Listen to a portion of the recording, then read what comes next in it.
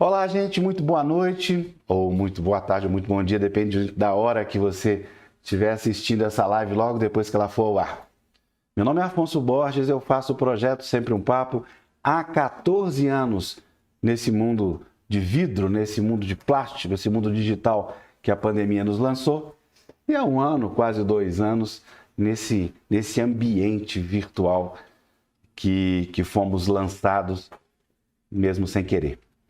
Muito boa noite. O nosso convidado de hoje é o professor, escritor, entre muitas outras coisas legais, Silvio Meira. Muito boa noite, Silvio. Prazer, Afonso. Prazer estar aqui. Boa noite, bom dia, boa tarde a todos e a todas. Grande prazer.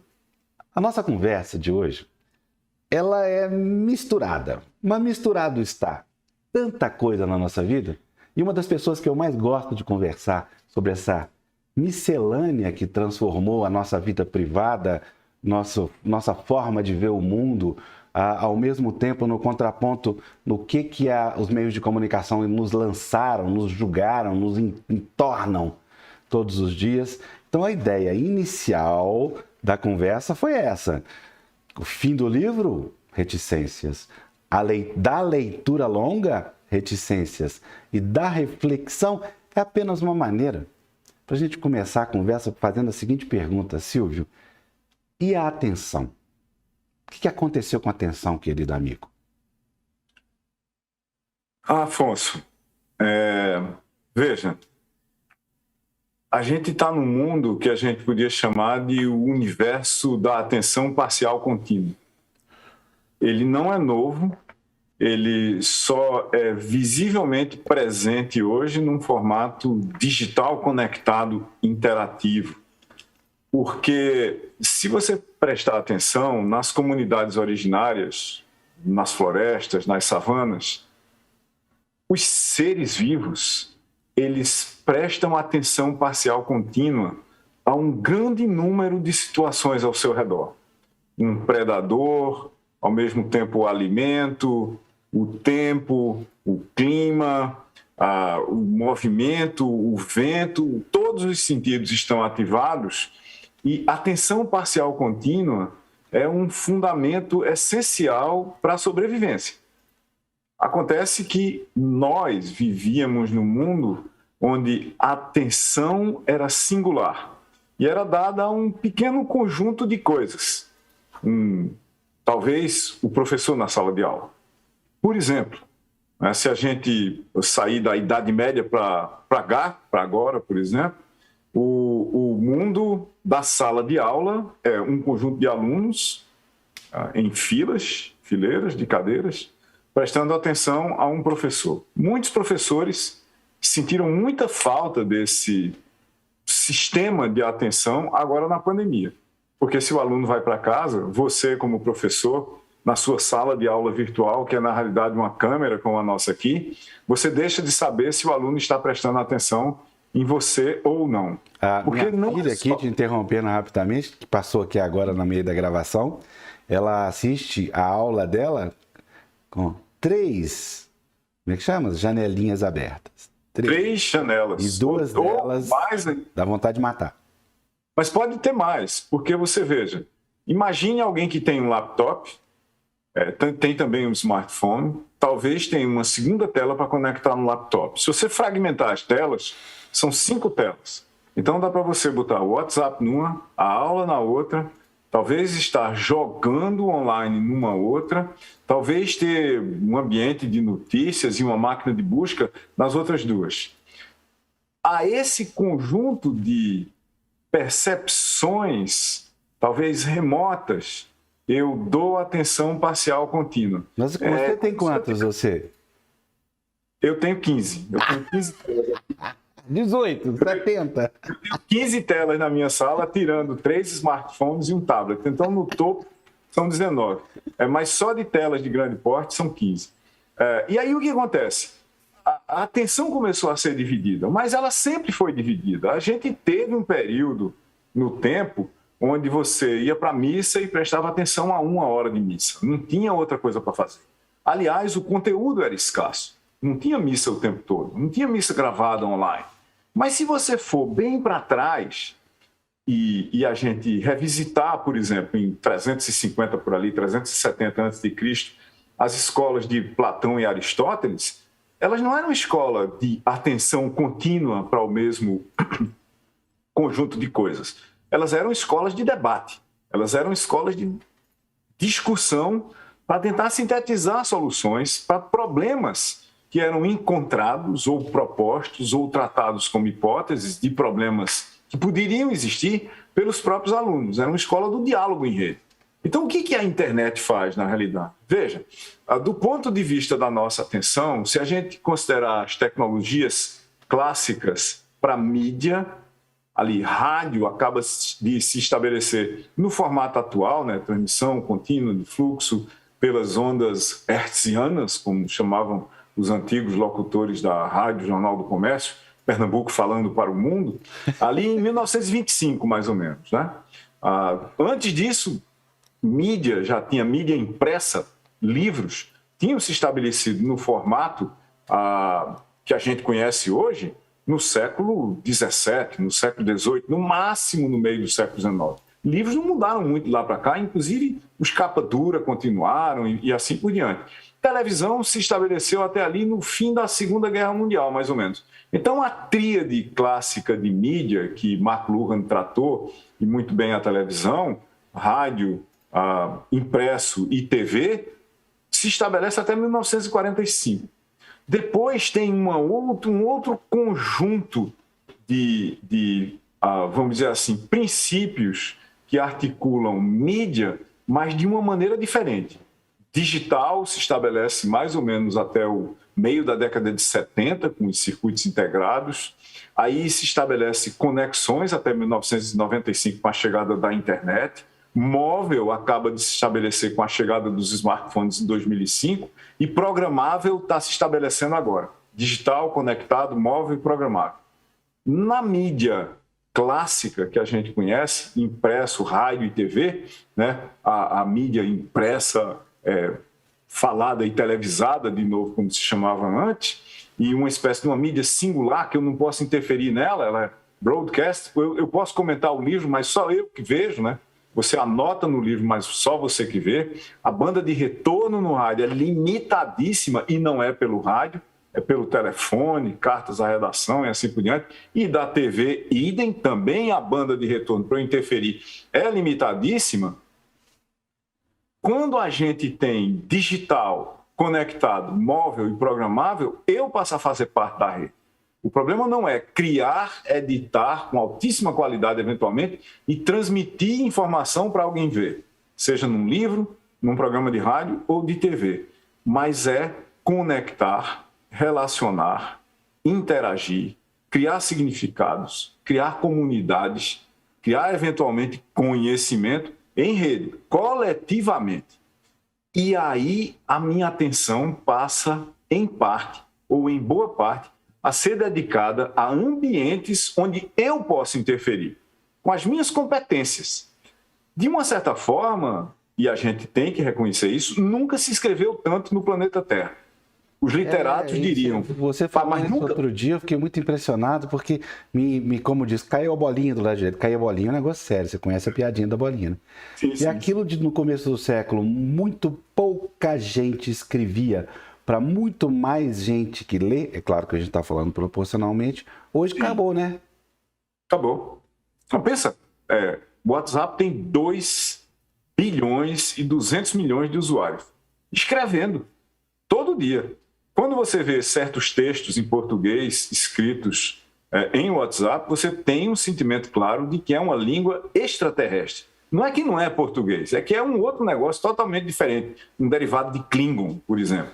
Mas esse é o fato, né? Esse é o fato. Muito mais gente está escrevendo agora e sendo corrigida.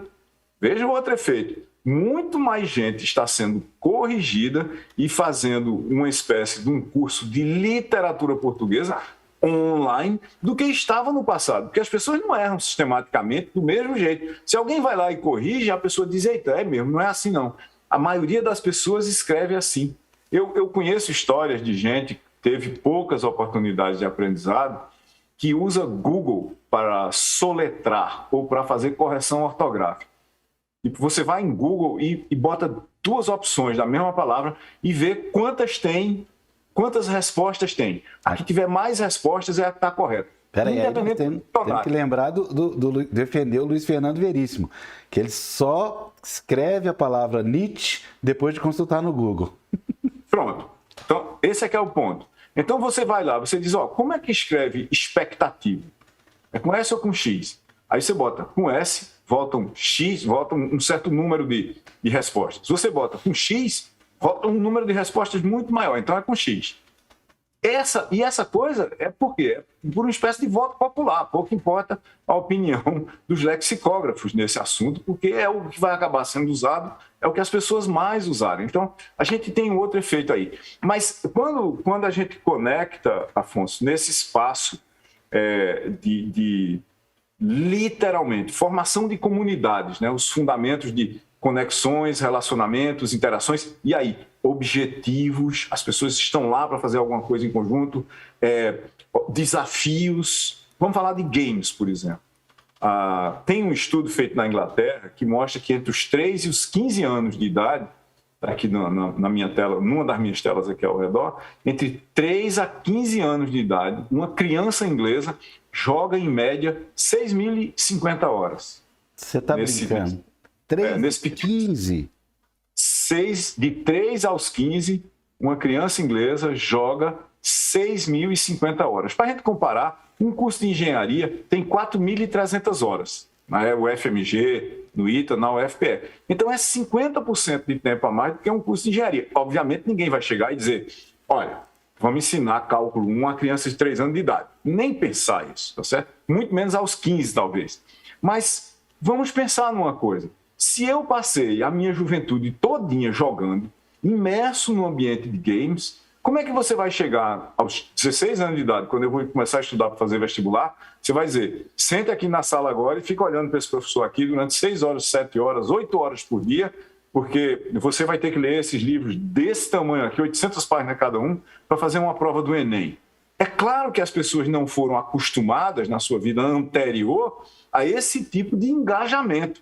E tudo é um problema de engajamento. Quando eu estou no ambiente de jogos, eu tenho desafios em escada paulatinamente mais complexos, mais difíceis de atingir, mas eu tenho recompensas, eventualmente eu tenho até remunerações, eu tenho reconhecimento de uma comunidade ao meu redor. Quando eu estou no ambiente da escola, eu não tenho nada disso. Então eu não aprendo, as pessoas não estão aprendendo, esse é o fato, a se engajar em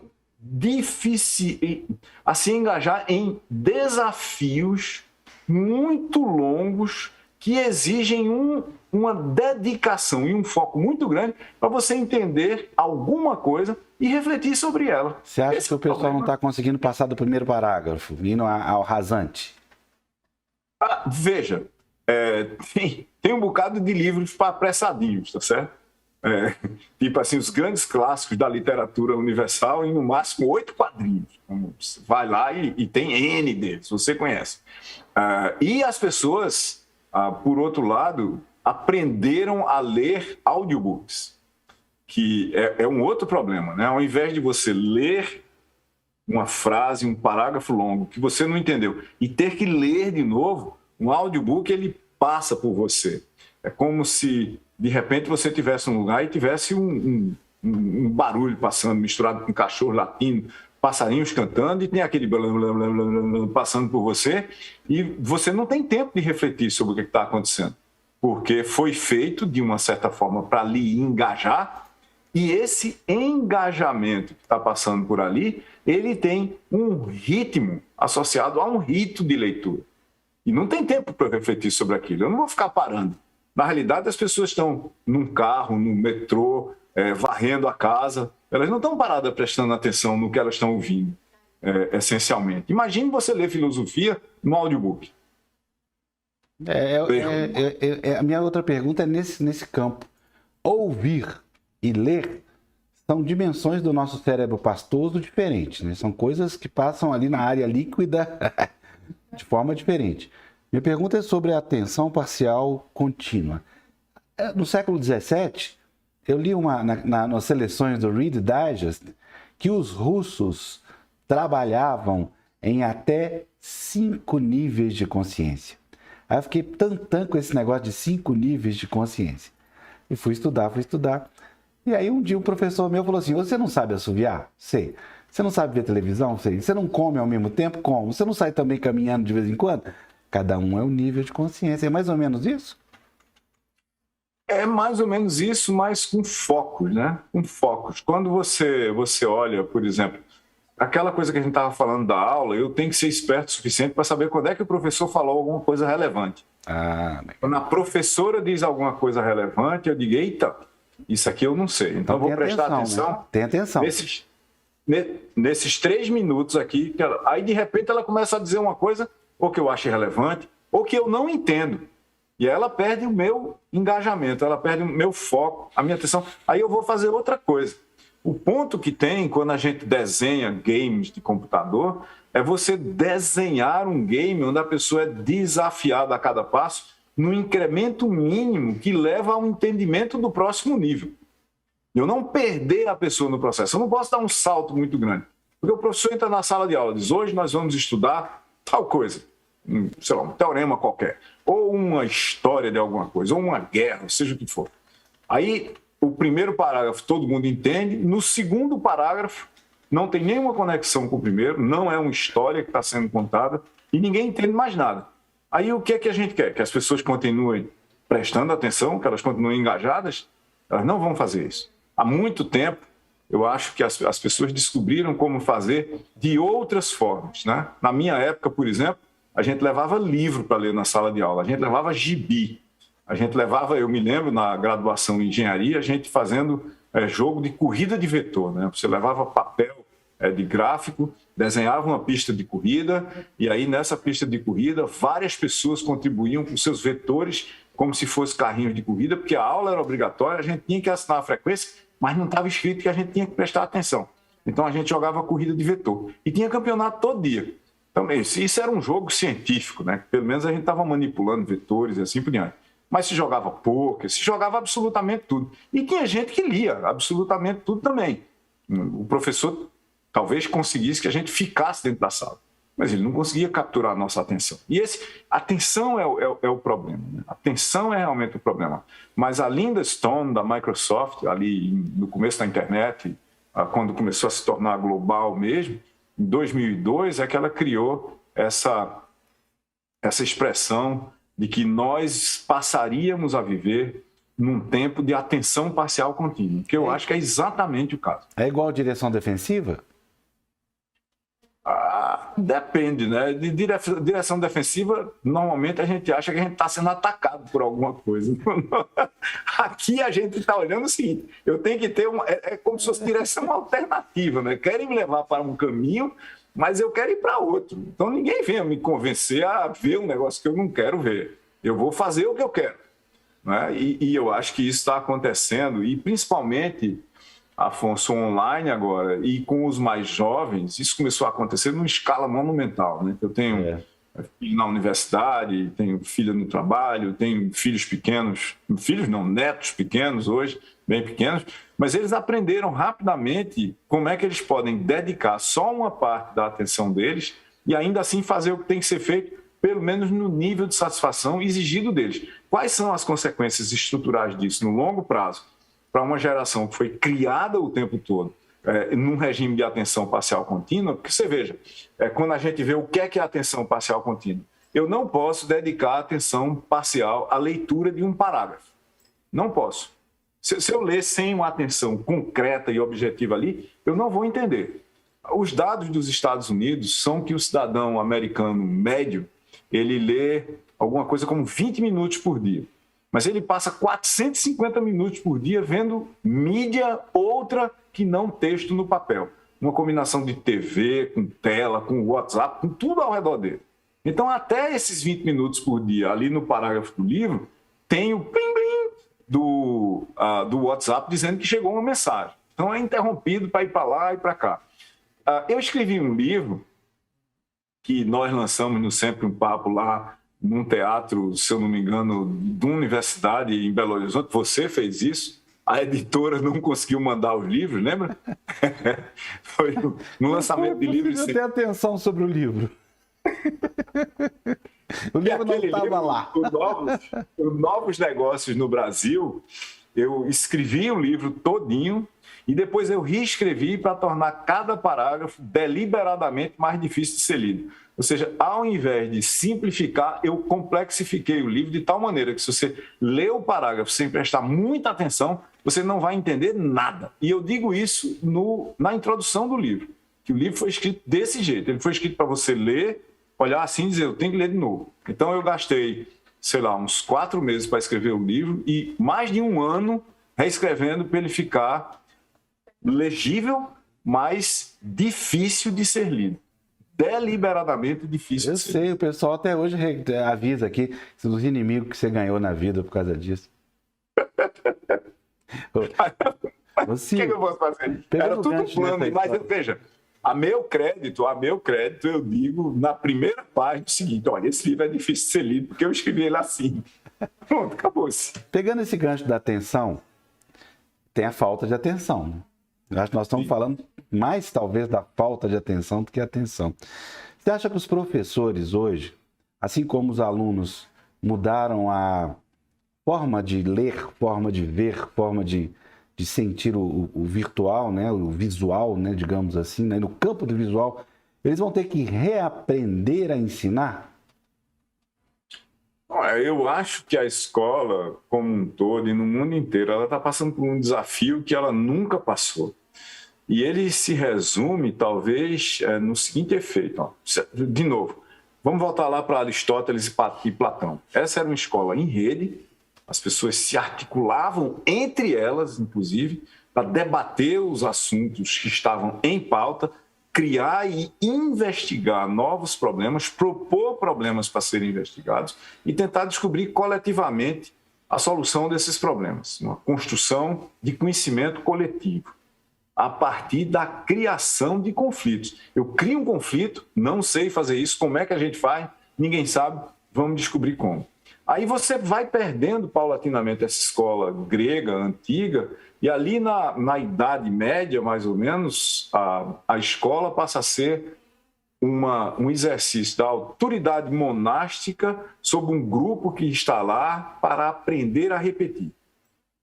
Essa escola da Idade Média, 500, 600 depois de Cristo, até agora ela vem se replicando quase que ipsis literis, independentemente das tentativas de mudança. Então, para onde você vai, tem fileiras de cadeiras de alunos para ouvir uma autoridade dizer uma coisa que eles têm que repetir de volta numa prova. Isso chega ao cúmulo que eu já ouvi em cursos de pós-graduação a expressão dita pelo professor: responda como foi dado na sala de aula. Veja, numa pós-graduação, que é suposto ser um ambiente de criatividade. Me dê qualquer resposta, inclusive é que você imagine que eu, professor, vou refletir sobre ela. Quando você diz que o aluno da pós-graduação tem que responder como dado em sala, nós estamos em 400 depois de Cristo. Aí o que acontece? As universidades, que é onde você forma os sistemas educacionais, porque é lá que você forma os professores, elas existem hoje da mesma forma que elas foram criadas. Primeira universidade ocidental, se a gente quiser assim, para tirar as escolas mais ou menos estruturadas do Oriente, da China, da Índia, do Sudeste da Ásia, por ali, ela foi fundada em Fez, no Marrocos, em 849, da era cristã, por uma mulher, inclusive, a Universidade de Al-Qarawiyyin. Então, ela é 200 anos, mais de 200 anos, anterior à Universidade de Bolonha, que é de 1088. Nessa Universidade de Fez, no Marrocos, a gente inventou a sala de aula, as disciplinas, a disciplina da sala de aula, como disciplina sendo usada numa outra coisa aqui, as provas, os diplomas, o tipo de professor que a gente tem hoje, a carga horária, foi tudo inventado ali. A universidade, como formadora do sistema educacional, ela precisa ultrapassar a pandemia. Mas a pandemia que ela precisa ultrapassar não é essa que a gente está vivendo agora, não. É a pandemia de 1346, a pandemia da peste negra, ali no Mediterrâneo, na Europa e na Ásia, porque ela não passou dessa pandemia ainda. A gente tem exatamente a mesma coisa. Aí o que foi que a gente fez agora na pandemia? A gente botou a escola online. É o que a gente chama do Zoomification. Pegamos o Zoom e botamos uma sala de aula dentro do Zoom. Você pegamos uma coisa que já não funcionava e botamos dentro do ambiente que virtualiza e aplana tudo e desconecta ainda mais as pessoas. Fica tudo muito mais remoto. Eu não tenho meus amigos para brincar do meu lado, eu não tenho os cheiros, eu não tenho o sentimento, eu não tenho a ida para a escola, que por mais difícil que seja com engarrafamento, em muitos casos é um caminho de transição, é onde eu saio de casa para a escola. Note que a gente perdeu a transição de casa para o trabalho também. O trabalho veio para dentro de casa e a gente juntou tudo e liquidificou isso, ficou sem interface definida, o que talvez fosse muito bom a gente retomar de alguma forma, mesmo que continue fazendo uma parte do trabalho ou estudando em casa.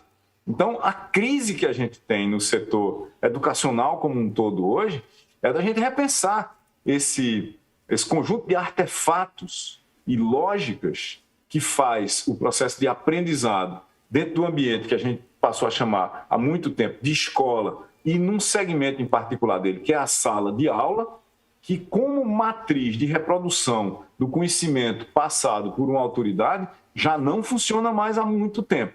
Isso não é desconhecido pelos teóricos da educação. Isso está no ar há muito tempo. Tem um livro fantástico do John Dewey, chamado Experience in Education, de 1938, onde ele dá o como mudar. Só por acaso no Brasil, a Mutatis Mutandis, essa é exatamente o mesmo pensamento de Paulo Freire, sobre como mudar o processo de aprendizado.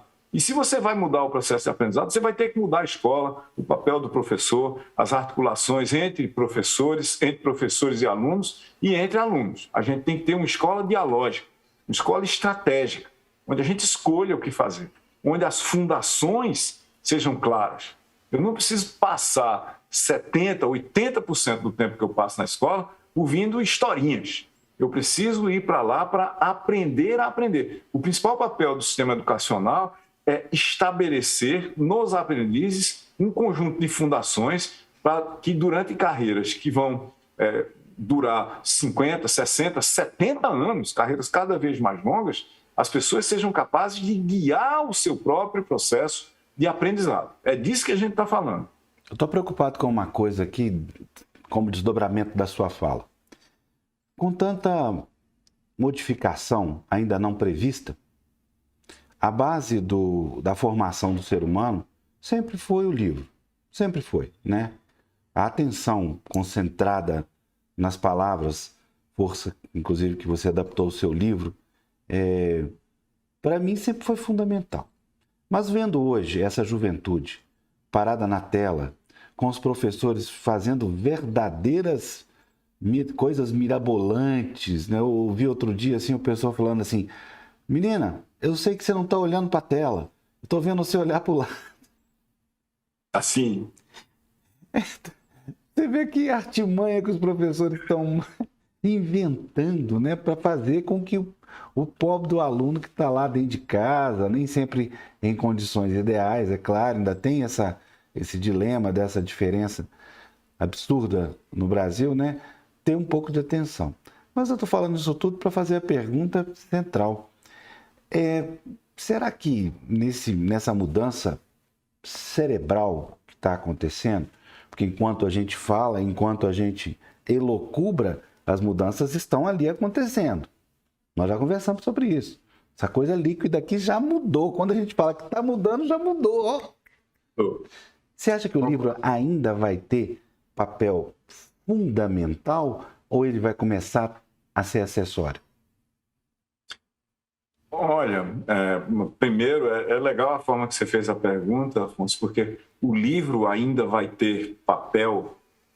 Será que o livro vai ser de papel ou eu consigo imaginar outras formas que o livro vai ter?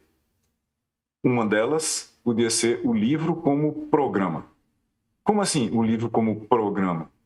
Veja, a gente não é especial, tá certo? Essa não é a primeira pandemia que a humanidade passou, essa não é a primeira revolução tecnológica que a humanidade passou, nem é a mais radical. A descoberta do fogo, por exemplo, foi a descoberta do fogo, não. A descoberta dos processos de administrar o fogo pelos humanos primitivos, foi talvez a revolução tecnológica mais radical de todos os tempos, inclusive porque estabeleceu o Homo sapiens como a espécie dominante entre os hominídeos, o que levou, eventualmente, à extinção de todos os outros, tão grave que foi, tão radical que foi o domínio do fogo, não a descoberta dele. Imagine o mundo daqui a 5.000 anos, um bom tempo para a gente imaginar. Vamos pegar 5.000 anos de civilização, mais ou menos organizada, né? A gente podia pegar 7.000, mas vamos pegar 5.000. E vamos olhar o mundo ali no ano 7.021. Em 7.021, será que a gente vai ter descoberto como programar cérebros diretamente? A minha tese é que terá descoberto. A gente terá descoberto como programar diretamente os cérebros. Os primeiros indícios de que a gente vai poder programar diretamente os cérebros, eles já estão acontecendo há algum tempo, há uns 15, 20 anos. E eles estão começando a se tornar absolutamente claros agora, de que eventualmente a gente vai diretamente, ao invés de passar pelos sentidos clássicos de visão, de audição e de tato, a gente intervir diretamente no cérebro e instalar lá um programa. As pessoas, quando eu digo isso, as pessoas meio que surtam e dizem, pá, mas ninguém sabe como é que o cérebro funciona. Certo, mas ninguém sabia como o DNA funcionava no ano 0, ou há 2000 a.C. Ninguém fazia a menor ideia do que era aquele DNA em 1500. Ninguém fazia ideia do que era aquele DNA em 1900. Nesses últimos 120 anos, a gente criou terapias baseadas em DNA. Não só a gente sabe o que é, mas a gente sabe também que um certo tipo de expressão do gene DKK4 é o que põe listras em gatos. Um gato listrado tem uma certa expressão do gene DKK4. A gente sabe fazer isso. A gente sabe mexer nisso para o gato ter ou não ter listras. Pronto. Isso é um programa. Se a gente está programando as listras do gato e a gente está aprendendo a programar outras coisas, a gente vai aprender a programar cérebros, Afonso. Eu não tenho a menor dúvida disso. E aí você vai poder fazer o seguinte, eu quero um download, que é um download de um código, né, que vai ter Guerra e Paz de Tolstói. Aí você vai dizer, pá, mas peraí, veja, Guerra e Paz de Tolstói é um livro do tamanho do mundo, certo? É um livro do tamanho do mundo. Qual é a impressão cerebral que as pessoas têm de Guerra e Paz no seu cérebro, no seu pensamento, no seu imaginário? Você tem uma, eu tenho outra, o Luiz Fernando Imediato tem outra, Marina Rui Barbosa tem outra, o cidadão X tem outro, Y, cada um tem a sua.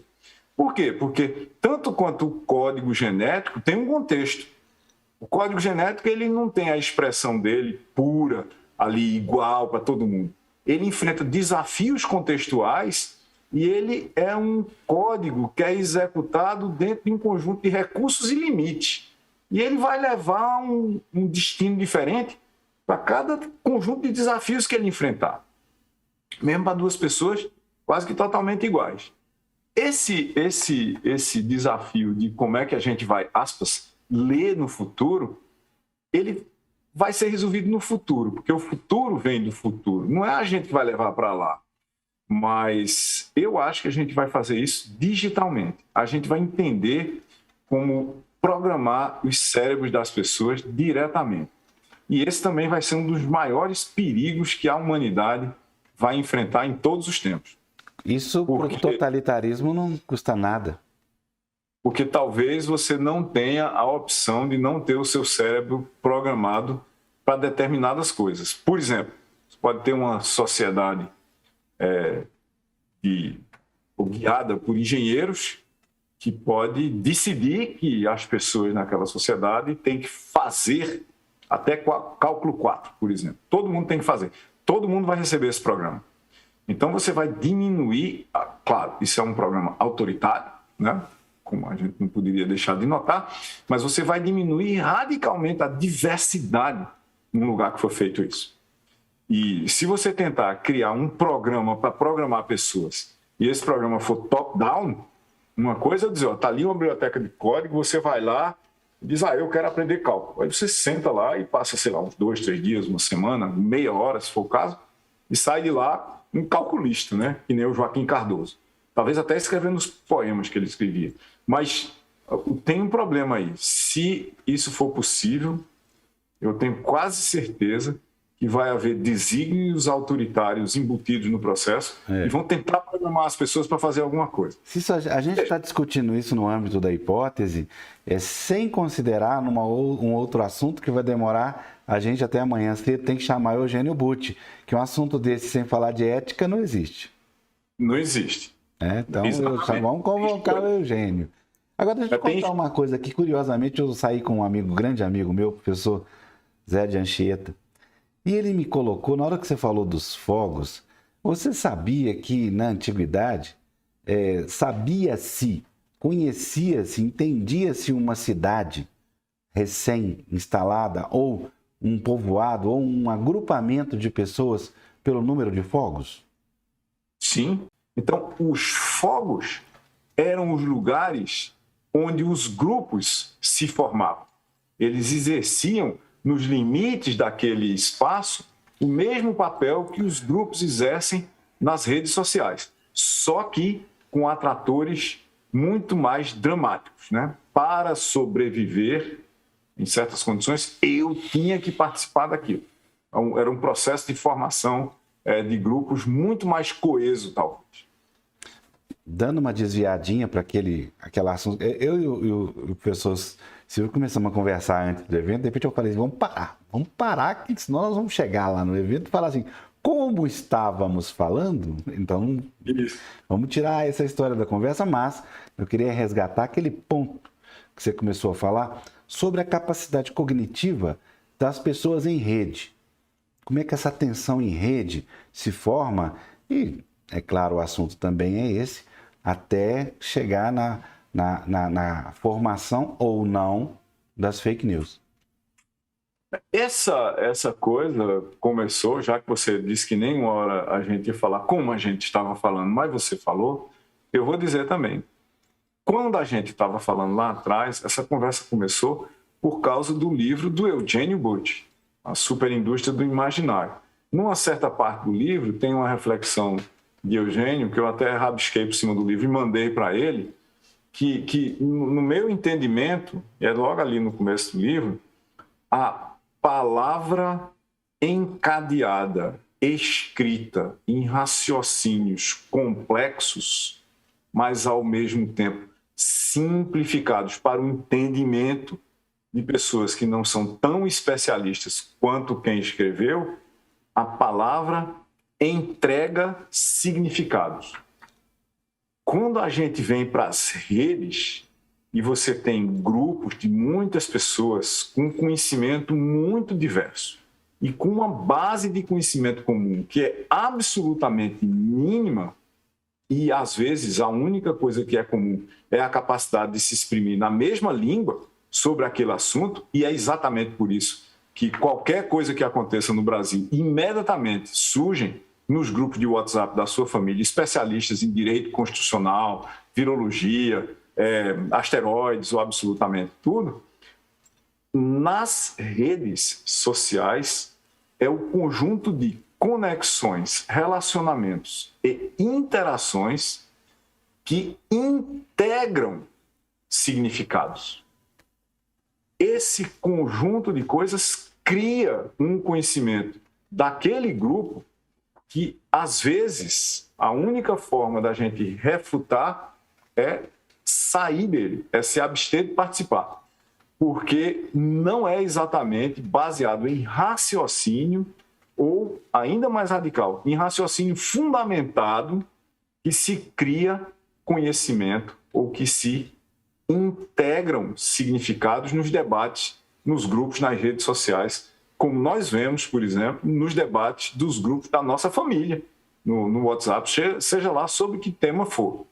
Se o tema for minimamente complexo, as conexões, relacionamentos e interações, ao invés de entregar significados, elas vão integrar significados e, eventualmente, expulsar do grupo as pessoas que querem manter um diálogo mais fundamentado, mais razoável até, mais fundamentado em princípios do debate e da construção lógica de significados, que na maioria dos casos é impossível se o grupo não tiver um conhecimento mínimo para debater, porque tudo vira opinião.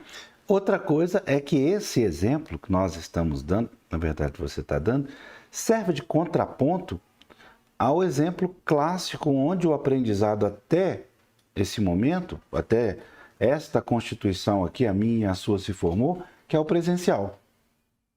Então, eu queria que você falasse um pouco sobre essa ausência do presencial no nosso cotidiano hoje e, na sua opinião, quais são as consequências do ponto de vista de formação, relacionamento e até de aprendizado. É muito cedo para a gente dar um diagnóstico disso, Afonso, muito cedo. Veja, vamos para o remoto primeiro. Na década de 60, eu me formei em radiotécnico, com 13 anos de idade, pelo Instituto Universal Brasileiro, de forma totalmente remota. Em última análise, isso foi parte da história que me levou a fazer engenharia eletrônica e assim por diante. Era totalmente pelo correio. Você recebia o material para estudar, recebia as provas para fazer, e à medida que você ia fazendo as provas e, obviamente, pagando as mensalidades, você ia recebendo as partes de peças para montar um rádio. Então, eu acabei montando um rádio com 13 anos de idade, que funcionava, sintonizava estações assim por diante, como parte de um curso de formação de radiotécnica, para você consertar rádio. Não era para fabricar rádio, mas era para consertar rádio. O ensino remoto, ou a atividade de criação distribuída de conhecimento, ele não é uma novidade. Ele era feito através de cartas. Se você olha a correspondência de Leibniz, que é do século XVII, 1650, por exemplo, Leibniz tinha correspondentes no Vietnã, monges no Vietnã que se correspondiam com ele, filósofos nos Estados Unidos. Imaginar que os Estados Unidos tinham filósofos em 1600 e pouco, olhando do interior da Alemanha para lá, especialmente, é quase um absurdo. Então, a rede de Leibniz, a rede de criação coletiva de conhecimento de Leibniz, totalmente baseada em cartas e navios que levavam meses para chegar no lugar, era absolutamente fantástica. O que aconteceu agora é que, sem preparo nenhum, sem, vamos dizer, previsão nenhuma, nós todos fomos jogados num ambiente para o qual pouquíssima gente estava preparada. Inclusive, contra o qual havia uma quantidade imensa de preconceito.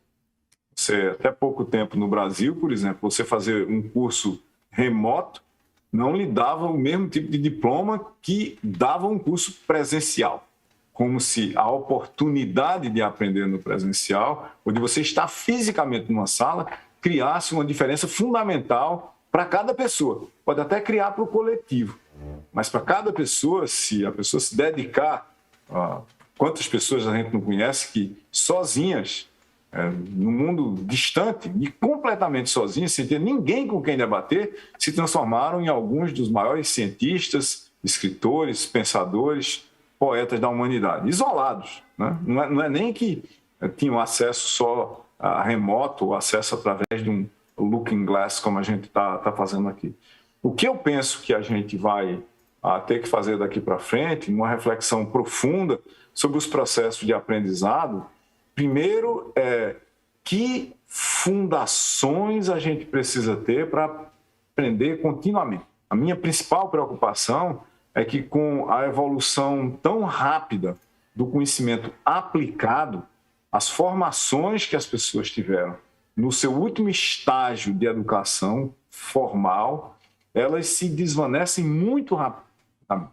E isso tem consequências objetivas para a sociedade, primeiro de perda de performance, depois do desespero pessoal de ter, aspas, estudado tanto, fecha aspas, mas depois de tão pouco tempo não ter mais um lugar para trabalhar, e do problema necessariamente de políticas públicas, da gente discutir e criar meios para manter as pessoas competitivas, porque elas são o estoque de performances da sociedade e da economia durante meio século, durante 60, 70, 80 anos.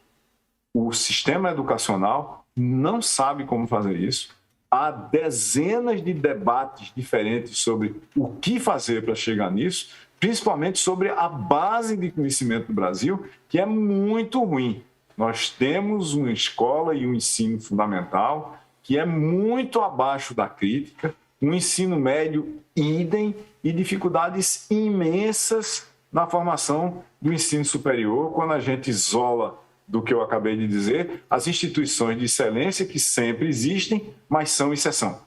A gente precisa criar um ensino brasileiro em todos os níveis que é oportunidade de aprendizado. Não é transmissão de informação para ser replicada. Se eu não estou criando, e de preferência com quem quer ou vai ter que aprender as oportunidades de aprendizado, e estou pura e simplesmente transmitindo verdades estabelecidas no passado e esperando certificar as pessoas com essas verdades ou com essas práticas para um futuro onde as matrizes de criação de valor, de entrega de valor, de agregação de valor da sociedade e da economia estão mudando com a dinâmica que elas estão, eu estou criando um problema de longo prazo, não só para as pessoas, mas para a economia e, em última análise, para a sociedade e para o país como um todo. Vamos lá, outro problema, então, problematizando o que você falou. Tenho feito eventos literários no interior, e um deles, que é a Ocupação Dom Quixote, que eu coloquei na Praça do Areião, lá em Itabira, Portinari e Drummond, eu fui fazer um prêmio de redação. E o prêmio de redação tem várias faixas etárias. E você sabe que quando eu coloquei lá o valor relacionado à faixa etária de acho que 5 a 8, a alfabetização, e impus um tema, os professores me pediram falar, faça tema livre. Eu falei, por quê? Eu falei, porque há agora, acontecendo agora, uma dificuldade de aprendizado, formação para essa geração que está ali no limite, naquele fogo que se acende na hora do aprendizado. Eu queria que você falasse um pouco disso, considerando também que é também um momento, e aí fazendo uma metáfora do fogo que se acende no aprendizado, é um fogo que se acende também para a curiosidade para a arte, curiosidade para a elevação, curiosidade para conhecimento. Pronto, curiosidade para conhecimento. Como é que você vê essa situação? Eu acho que a gente está enfrentando uma dificuldade imensa no Brasil hoje, porque talvez nesse caso particular, o oposto a conhecimento, que é um processo de desenvolvimento pessoal contínuo e baseado em perguntas que não têm respostas necessariamente, em desafios que têm que ser descobertos, que têm que ser pesquisados. O oposto é o dogma, é a certeza. E tem muita gente tentando convencer quase todo o resto das pessoas de que a gente devia ter certeza das coisas. Que A é A, que B é B, que C é C, que 1 é 1, que 2 é 2. Essas certezas básicas de que muita coisa que está estabelecida não vai mudar de jeito nenhum, é muito difícil de ter em tempos de transição como o que nós estamos vivendo. Nós estamos vivendo um tempo, Afonso, que a gente só pode comparar no espaço-tempo próximo ao nosso, que é equivalente àquele onde a mobilidade migrou de tração animal para mobilidade automotiva, para motor a explosão articulado em automóveis. Isso é a linha entre 1900 e 1920. Essa transição que a gente está fazendo agora, de analógico para digital, como mecanismo não só de expressão, mas de conexão, de relacionamento, de interações, como eu já falei, ela é mais profunda do que o que aconteceu na reestruturação do sistema de produção de bens e do entendimento desse sistema e da redistribuição dos poderes ali entre 1900 e 1920. Desnecessário dizer que aquele rearranjo associado a disputas globais de entendimentos, de fronteiras, de políticas, assim por diante, levou o mundo a 30 anos de guerras, e se a gente quiser alargar isso, né, entre 1915 e 1975, com o fim da Guerra do Vietnã, a 60 anos de guerras, praticamente todas pelo mesmo conjunto de razões. Esse mundo que a gente está agora parece com aquele, de múltiplas formas, mas ele tem outras características. A disputa não é mais entre nações, talvez, já há algum tempo. Ela é intranações, ela é entre grupos.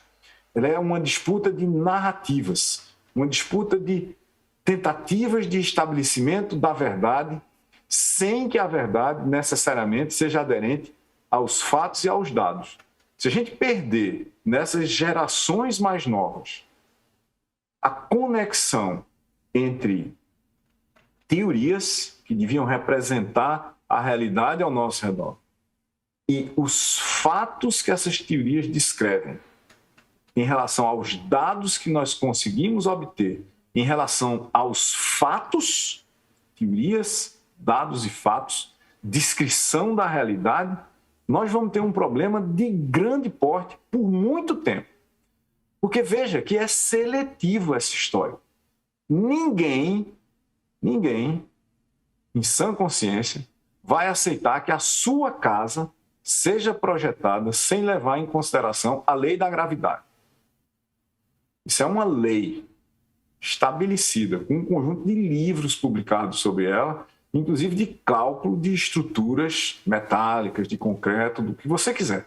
Se você for fazer um prédio para botar pessoas dentro, você tem que obedecer essa lei. Ela é indiscutível. Mas nós estamos discutindo outras leis da natureza. Por exemplo, é em função da lei da gravidade que a Terra é redonda.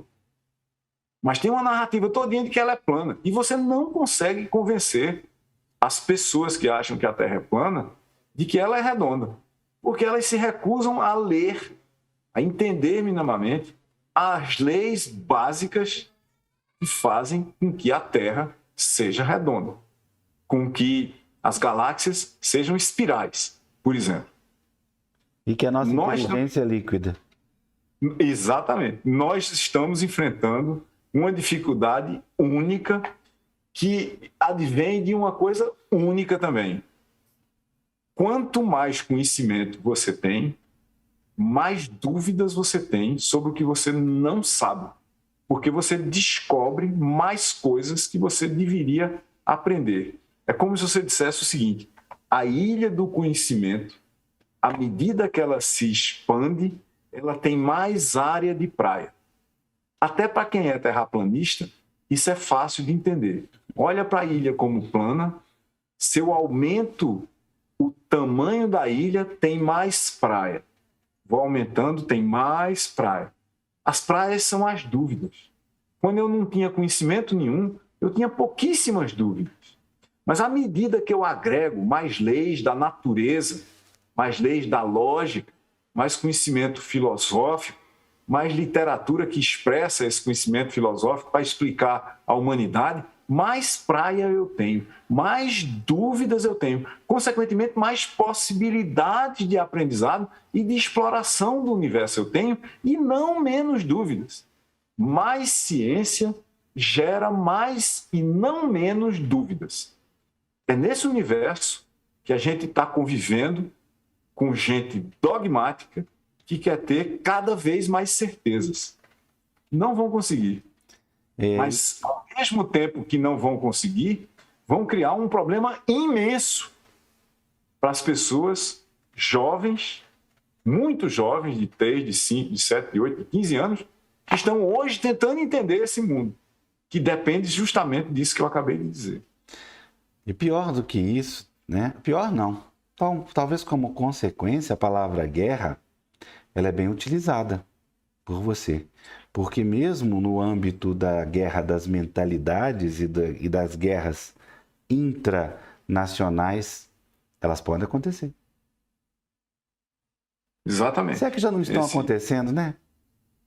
Já estão acontecendo. Esse conflito de visões de mundo, quando você pega, por exemplo, o Talibã e vertente muito mais radical de interpretação de um certo conjunto de preceitos, o ISIS, né, o Estado Islâmico, tem alguma coisa que explica a existência do Estado Islâmico no mundo como o de hoje, em 2022?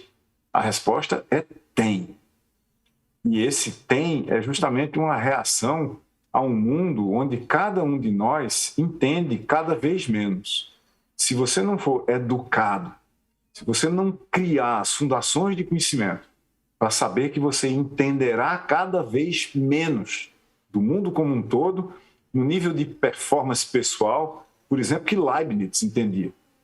Leibniz entendia de cálculo ao movimento das estrelas, a bombas profundas em poços de mineração, a sistemas de números binários e computação, e mais tudo que você quisesse.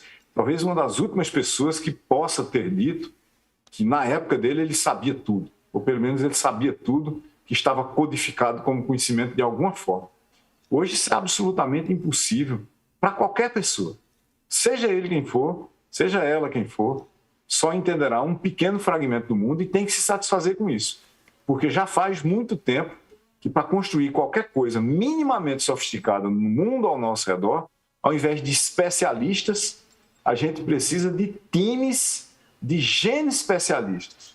Pessoas que entendem tudo do seu fragmento de conhecimento e têm olhos, ouvidos e todos os outros tipos de sensores, inclusive entendimento de texto, de livros, para o que outros especialistas entendem também. Não adianta apontar o dedo para um cientista que trabalha com vírus e dizer, não, mas ele mudou de opinião. Ele está no papel dele. Ele descobriu nos dados um fato novo sobre o objeto de estudo dele, um vírus. E não é que ele mudou de opinião, é que ele tem que forçosamente mudar de opinião, porque a realidade ao lado ou ao redor dele se mostrou muito mais complexa. Cientistas mudam de opinião à medida que há mais dados ou que se revelam novos fatos, às vezes escondidos por trás de outros fatos. E olha que ainda nós nem chegamos a falar sobre as questões da natureza, da forma que a natureza impõe também, os fatos da natureza impõem também a mudança de opinião. E o programa já acabou. Tá querendo falar aqui mais 3 horas, Silvio? Meu Deus do céu, nós estamos aqui condicionados ao horário. Eu agradeço ao Sérgio Ramos. Muito obrigado, Sérgio, pelo seu trabalho, Como eu sempre peço, queria que você pedisse, que você falasse o nome do nosso querido Silvio Meira em Libras, por favor.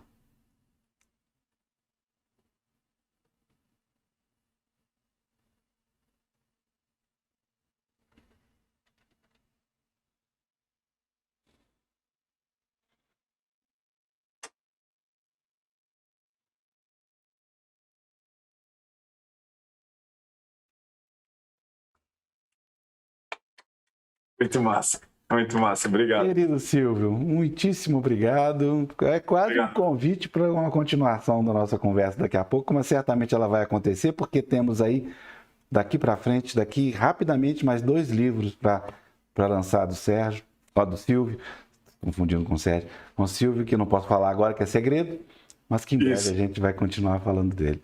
Muitíssimo obrigado, professor Silvio, um grande abraço. Para você também, Afonso, a todos e a todas, muito obrigado.